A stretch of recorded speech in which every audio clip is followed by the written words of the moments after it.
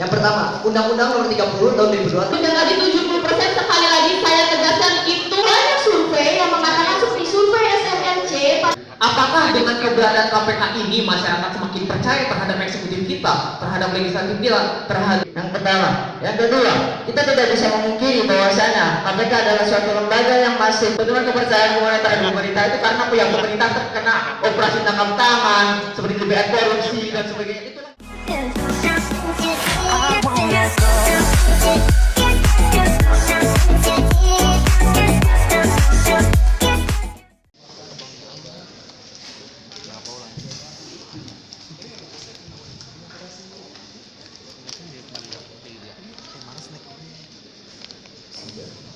Assalamualaikum warahmatullahi wabarakatuh.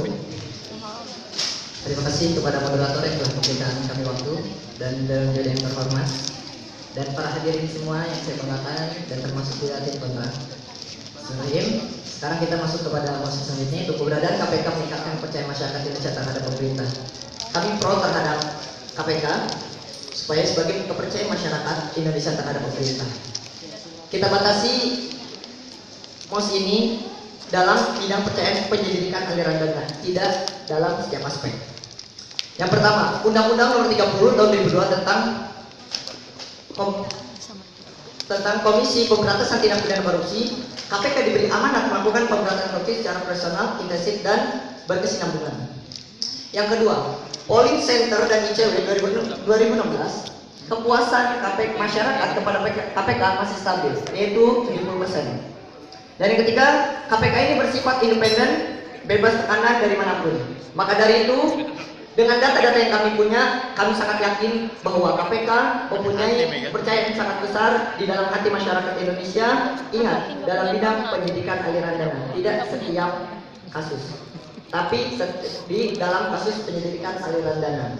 Maka dari itu, kami dari tim Pro sangat setuju bahwa keberadaan KPK meningkatkan kepercayaan masyarakat Indonesia terhadap pemerintah. Yang pertama, kan ada Undang-Undang Nomor 30 Tahun 2002. Yang kedua, Polling Center dan ICW pada tahun 2016. Dan yang ketiga adalah tujuan, visi dan misi KPK itu sendiri dan sifat KPK itu sendiri yang bersifat independen. Kami tegaskan kembali bahwa kami sangat setuju dengan keberadaan KPK untuk meningkatkan kepercayaan masyarakat Indonesia terhadap pemerintah. Cukup sekian dari saya. Wassalamualaikum warahmatullahi wabarakatuh. Terima kasih kepada pembicara pertama tim Pro. Kita lanjut kepada pembicara pertama tim kontra. Kepada pembicara pertama tim kontra dipersilakan.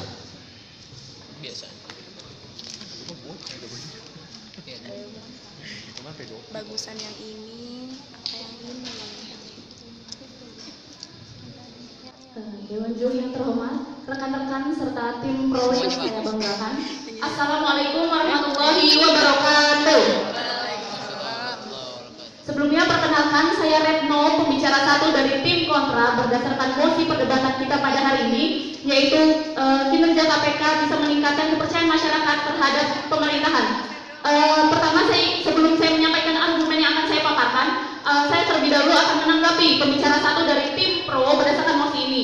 Sepertinya pembicara satu dari tim Pro belum mengerti apa itu maksud dari KPK dan apa itu maksud dari pemerintah. KPK dan pemerintah merupakan suatu lembaga yang berbeda. KPK berdiri sendiri, KPK bersifat independen, KPK terpisah dari pemerintah. Sehingga apa yang tadi disebutkan oleh pembicara satu dari tim Pro bahwa kepuasan kepada KPK sebesar 41,6% tidak itu merupakan kepercayaan terhadap KPK, bukan meningkatkan kepercayaan terhadap pemerintah. Kemudian yang kedua, pembicara satu dari tim Pro juga menyebutkan beberapa contoh fakta-fakta keberhasilan KPK dalam mengungkap beberapa kasus di Indonesia. Tetapi sekali lagi sepertinya tim Pro tidak mengerti konteks mosi kita pada hari ini, yaitu fakta yang disebutkan tadi adalah meningkatkan kepercayaan masyarakat terhadap KPK, bukan terhadap pemerintah itu sendiri. Kemudian argumen yang akan saya bawa di sini adalah kepercayaan masyarakat meningkat sekali lagi belum pasti karena kinerja KPK. Ya, silakan.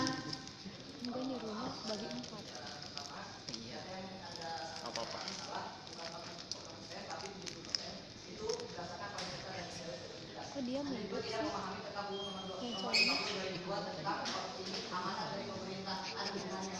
Baik, waktu habis. Terima kasih. Terima kasih.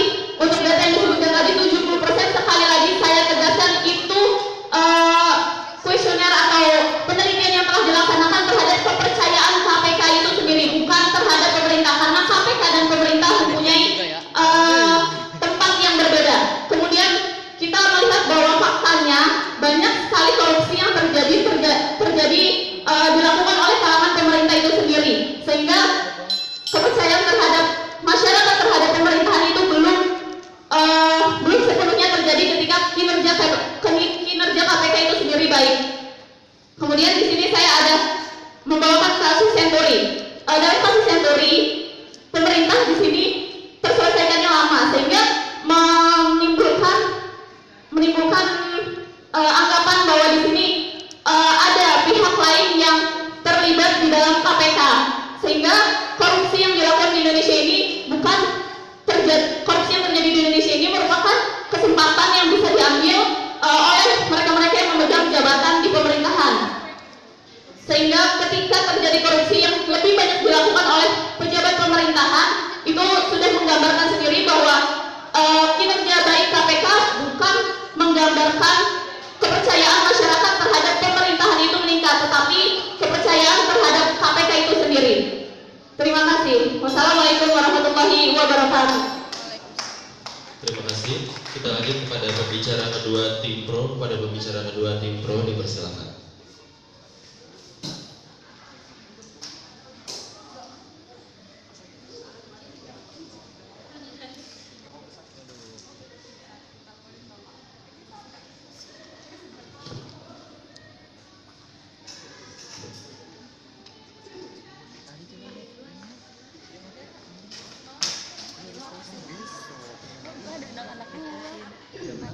Bismillahirrahmanirrahim. Assalamualaikum warahmatullahi wabarakatuh.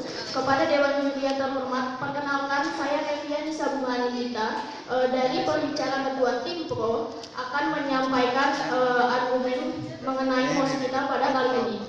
Pertama-tama saya akan menyanggah pembicara satu tim kontra bahwa tadi pembicara satu tim kontra mengatakan pemerintah dan KPK tidak ada hubungannya. Tapi yang perlu kita ingat, dari awal KPK didirikan tahun 2002 oleh Presiden Megawati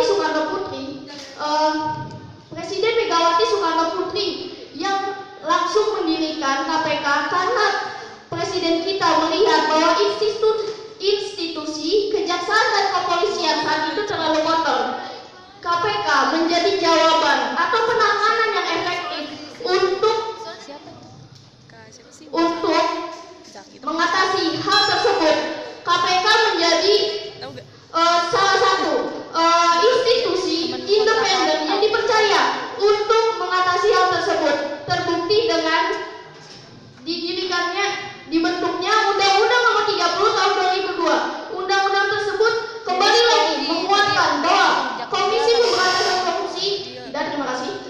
Pemberantasan Korupsi diberi amanat, sekali lagi saya ulangi, tidak terima kasih, diberi amanat untuk melakukan pemberantasan korupsi secara profesional, intensif, independen, dan berkesinambungan.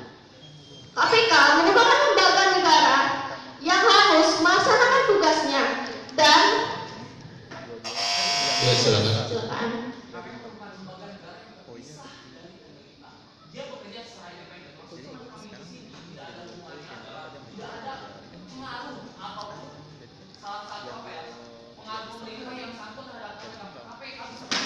Baik, waktu habis. Terima kasih. Terima kasih sanggahannya dari pembicara tim kontra yang sudah sangat saya pahami sekali. Saya ingin menegaskan lagi bahwa banyak survei yang mengatakan seperti survei SMRC pada tanggal 14 sampai 20 Mei kemarin bahwa 60% masyarakat di Indonesia tetap percaya kepada KPK. 6,1% percaya dengan DPR dan 29,5% menjawab ketidaktahuan mereka. Jadi sampai saat ini bisa disimpulkan bahwa KPK tetap menjadi lembaga negara yang dipercaya untuk mengatasi jawaban-jawaban atas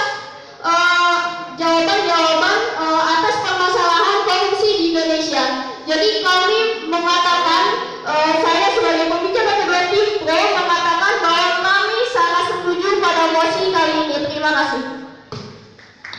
Baik, terima kasih kepada pembicara kedua tim pro. Kita lanjut kepada pembicara kedua tim kontra. Kepada pembicara kedua tim kontra dipersilakan.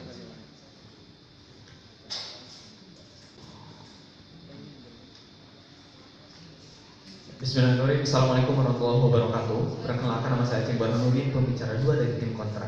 Sebelum saya memaparkan alasan-alasan kami mengapa kami kontra terhadap mosi ini, saya akan membantah semua argumen yang dipaparkan oleh tim pro. Dari tadi tim pro membawakan data-data yang menguatkan KPK, tetapi kita lihat mosi ini, keberadaan KPK meningkatkan kepercayaan masyarakat Indonesia terhadap pemerintah.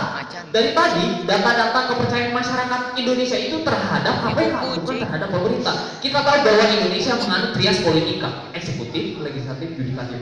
Apakah dengan keberadaan KPK ini masyarakat semakin percaya terhadap eksekutif kita, terhadap legislatif kita, terhadap yudikatif kita? Kita lihat contoh kasus bahwa banyaknya penemuan kasus yang dilakukan oleh KPK, inilah ini yang menjadi salah satu alasan masyarakat menurun terhadap kepercayaan pemerintah. Terjadinya banyak kasus OTT. Kami akan berikan data di lapangan bahwa banyak kasus OTT yang dilakukan yang ditemukan oleh KPK. Salah satu dari 19 kasus korupsi selama 2017, KPK cetak rekor operasi tertangkap tangan terbanyak. KPK telah menetapkan 72 tersangka dari 19 OTT. Dan dari data yang saya dapatkan dari KPK ini membuktikan bahwa OTT ini terjadi pada pemerintah. Dengan adanya OTT ini, bahwa kita melihat bahwa semakin kuatnya KPK, semakin terlihat boroknya pemerintah itu sendiri. Maka dengan ini kami dari tim kontra sangat tidak setuju dengan mosi ini. Alasan lain kenapa kami tidak setuju dengan silakan.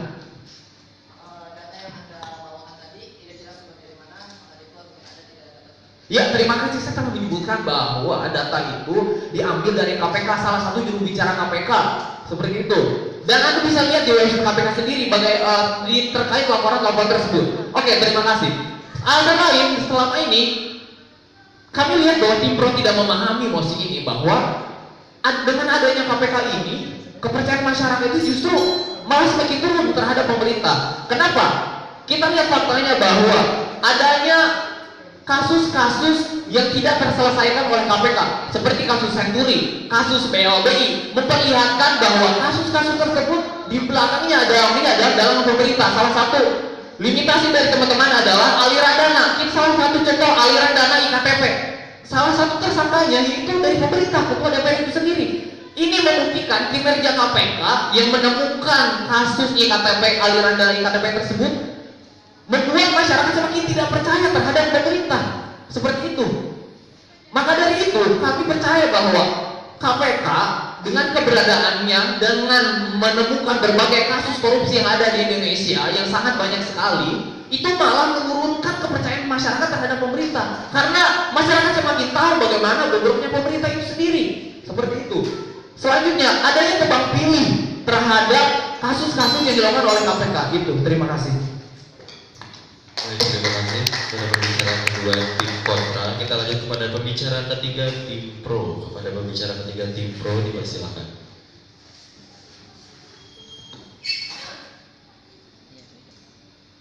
Dewan Juri yang terhormat serta moderator yang saya cintai dan teman-teman dari tim pro serta tim kontra yang saya banggakan. Assalamualaikum warahmatullahi wabarakatuh. Pada masa debat kali ini adalah keberadaan KPK meningkatkan kepercayaan masyarakat terhadap pemerintah. Saya akan membantah argumen-argumen yang telah disampaikan oleh tim kontra. Yang pertama, saya rasa tim kontra memiliki logika yang sangat dasar. Karena apa? Bagaimana kita memisahkan kepercayaan kepada pemerintah dan kepada KPK, sedangkan KPK dibentuk berdasarkan amanat dari Undang-Undang nomor 30 tahun 2002 yang dibentuk oleh pemerintah itu sendiri. Bagaimana kita memisahkan antara kepercayaan kepada KPK dan kepada pemerintah, sedangkan KPK itu dibentuk berdasarkan amanat atau implementasi dari Undang-Undang nomor 30 tahun 2002 yang dibentuk oleh pemerintah itu sendiri. Yang pertama. Yang kedua, kita tidak bisa memungkiri bahwasanya KPK adalah suatu lembaga yang masih belajar atau masih tahap belajar, dan kita tidak memungkiri bahwa kasus-kasus yang ada di KPK tidak semuanya, maaf, terima kasih. Kasus-kasus yang di KPK tidak semuanya terselesaikan, karena akan tetapi sebagian besar semua setelah terselesaikan sebagaimana survei. Jadi terima kasih, survei International Corruption Watch tahun 2016 yang menyebutkan bahwasanya KPK telah berhasil 100% menangani daripada 378 kasus, yang mana Ya, silakan. Itu dengan data yang Anda bawa, semakin baik kinerja KPK, semakin banyak kasus korupsi yang terungkap. Kasus korupsi itu dilakukan oleh siapa? Dilakukan oleh pemerintah. Justru itu dengan suksesnya KPK, KPK berhasil membongkar bobotnya pemerintah. Seperti itu. oleh karena itu, sebagaimana dari pembicaraan kedua, bahwasanya KPK sebagai pengontrol dari pemerintah, kita dapat ambil gambaran bahwasanya sebagaimana KPK itu baik, maka akan semakin membersihkan pemerintah dari itu sendiri. Oleh karena itu, bukan hanya hal negatifnya yang kita lihat, tapi hal positifnya, yaitu membuat pemerintah semakin bersih, pemerintah semakin baik, pemerintah semakin maju di Indonesia yang akan datang. Oleh karena itu, dari efek tersebut akan meningkatkan kepercayaan masyarakat kepada pemerintah itu sendiri. Dan oleh karena itu, kami sebagai tim pro sangat setuju terhadap masa depan kali ini, bahwasanya keberadaan KPK meningkatkan kepercayaan masyarakat kepada pemerintah, karena lembaga ini berdasarkan undang-undang dan asas-asas yang legal dan dapat dipertanggungjawabkan. Sekian, terima kasih. Wassalamualaikum warahmatullahi wabarakatuh. Terima kasih kepada pembicara 3 tim pro. Lanjut kepada pembicara 3 tim kontra di bersama. Kenapa ulangi gitu? Boleh. Kenapa ilham apa gitu? Dewan juri yang terhormat, rekan-rekan tim pro dan hadirin yang hadir di sini. Assalamualaikum warahmatullahi wabarakatuh.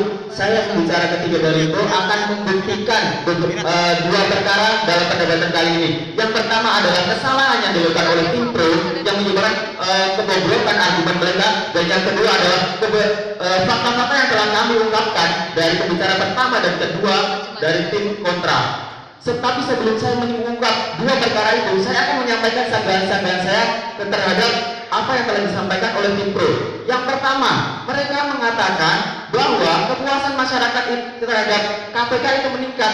Benar sekali, kepuasan terhadap KPK itu meningkat, tapi argumennya mereka sangat menggambarkan argumen yang mereka sampaikan. Ketika kepuasan terhadap KPK itu meningkat, otomatis mereka mengatakan bahwa kepuasan masyarakat terhadap pemerintah itu meningkat. Padahal bukan seperti itu.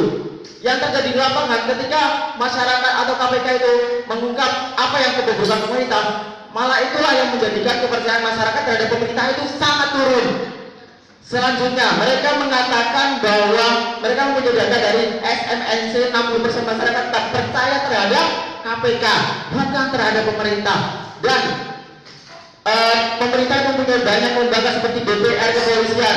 Mereka juga sudah mengatakan bahwa DPR sangat rendah sekali kepercayaannya, yaitu 29%. Nah, dari data yang mereka temukan sendiri, itu saja sudah membuktikan bahwa kepercayaan terhadap pemerintah, terutama kepada DPR, kepolisian, dan presiden atau instansi yang lain selain KPK, itu sangat menurun. Selanjutnya, saya sampai kepada masih ada satu lagi argumen mereka, yaitu sebagai KPK sebagai silakan. Ya, silakan.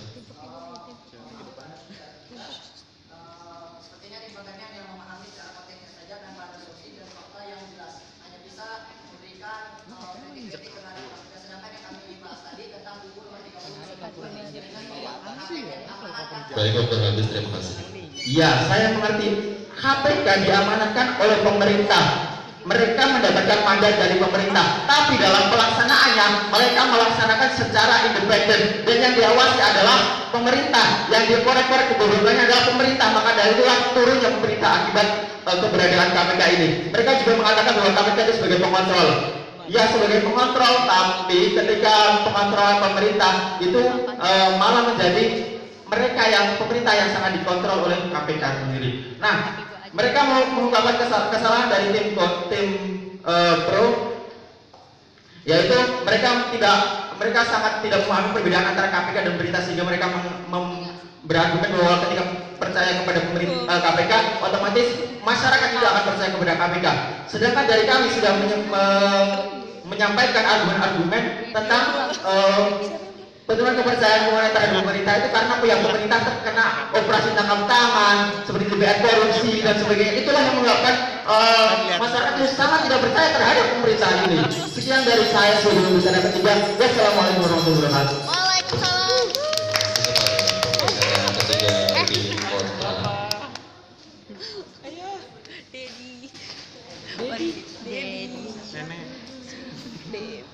Oke, selanjutnya kita beralih ke pembicara kesimpulan tim kontra. Kepada pembicara kesimpulan tim kontra dipersilakan. Ini berantusias ya orang antusias berantusias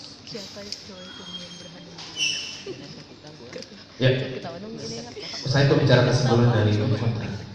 Lihat dari berbagai argumen dan data yang disampaikan oleh tim pro, kami melihat bahwa data-data yang dibawakan oleh tim pro justru melemahkan mereka sendiri. Kita lihat bahwa mereka menyatakan bahwa KPK merupakan lembaga yang mengawasi pemerintah.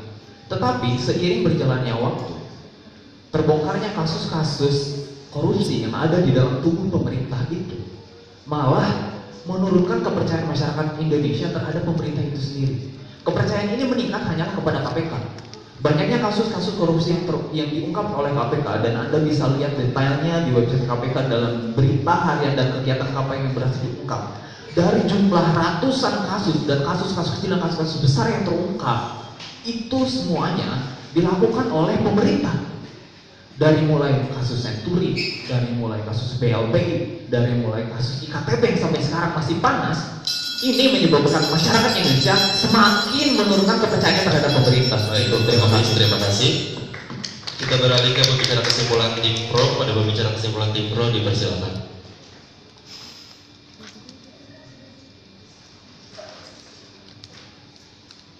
Bismillahirrahmanirrahim. Assalamualaikum warahmatullahi wabarakatuh.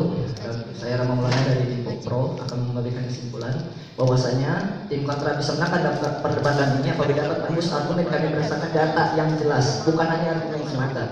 Data yang jelas. Memang benar KPK itu lembaga independen yang dapat membersihkan. Itu meningkatkan kepercayaan masyarakat pada pemerintah. Bagaimana jika tidak ada KPK? Itu pertanyaannya. Itu dia.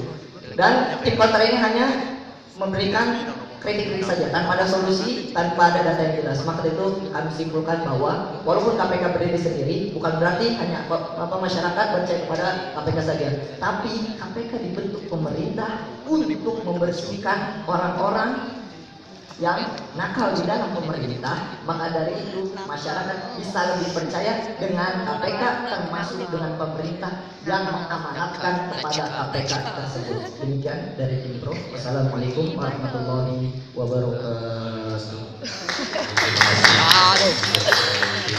Terima kasih kepada dua tim. Tepuk tangan dulu sekali lagi untuk kedua tim yang ada di depan. Selanjutnya kami serahkan kepada Dewan Juri.